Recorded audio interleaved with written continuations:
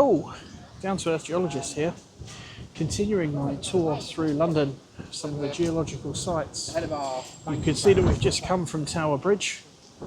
If you look in front of me, this road is called Shad Thames. It runs behind Butler's Wharf,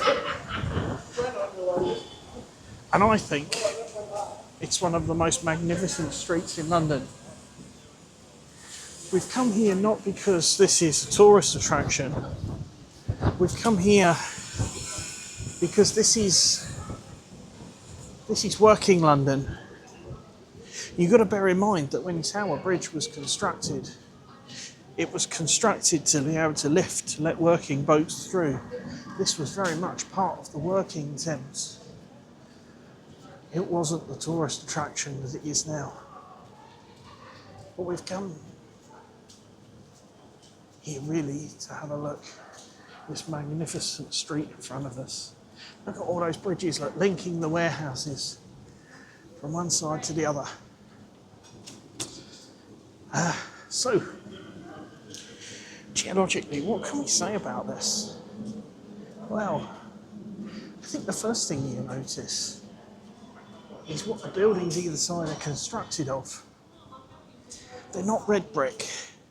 They're this beautiful yellow brick that just sort of seems to glow in this late afternoon sunshine. And the reason that they are this yellow colour is because of where they're made and what's in them.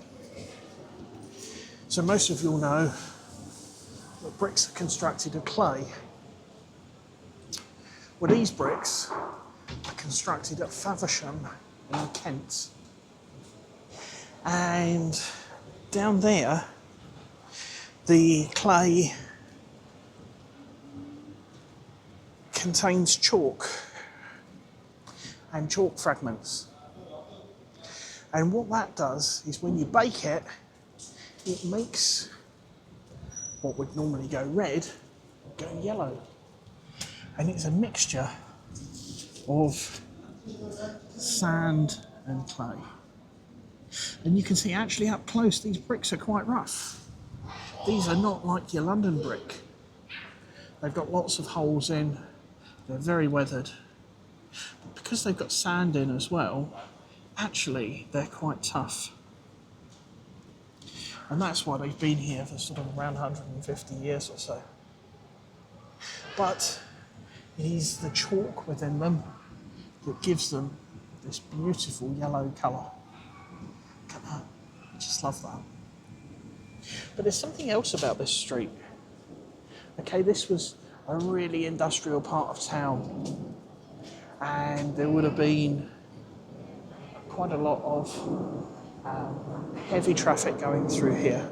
This would have been about as heavy as it got. So let's have a look at what the street's constructed from. Well, the cobbles here are all constructed of granite. Much harder wearing than some of the sandstone cobbles. And in fact, actually, 150 years ago, a lot of the roads in London were still constructed of wood, because wood was the local building material around here. But you can see that a lot of these are constructed of granite, as are the curbstones here. The paving slabs are constructed of sandstone, but everything else is granite. Now, I have it on good authority that most of this granite is from Aberdeen. However, it is quite likely that at least a proportion of it comes from Cornwall. Can't tell which ones, because obviously granite is granite wherever it is in the world. But you can see some of these bits of granite here have got some quite large phenocrests in, like this one here, feldspar phenocrests, which what was your family name in London? which would indicate that perhaps they've come from some of the Cornish granites, in particular Land's End, possibly Bodmin Moor.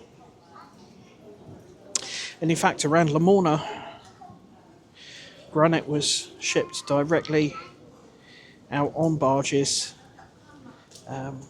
from around the Land's End granite. So it's quite possible that some of the cobbles that you see here are actually from Cornwall.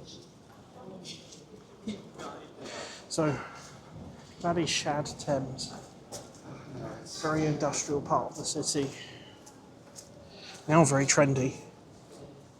But just have a look at those beautiful bridges that connected the warehouses, spanned the street below, and allowed the merchants at the time to store their materials. A, fireproof, because if there was a fire broke out in one warehouse, it wouldn't spread to the other.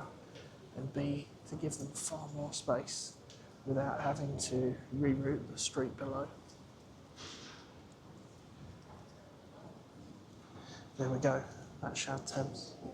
I'm the down-to-earth geologist. I'm making a series of videos on the geology of London, the urban geology of London. So if you want to see more, please don't forget to subscribe and join me for the next video. Take care, folks.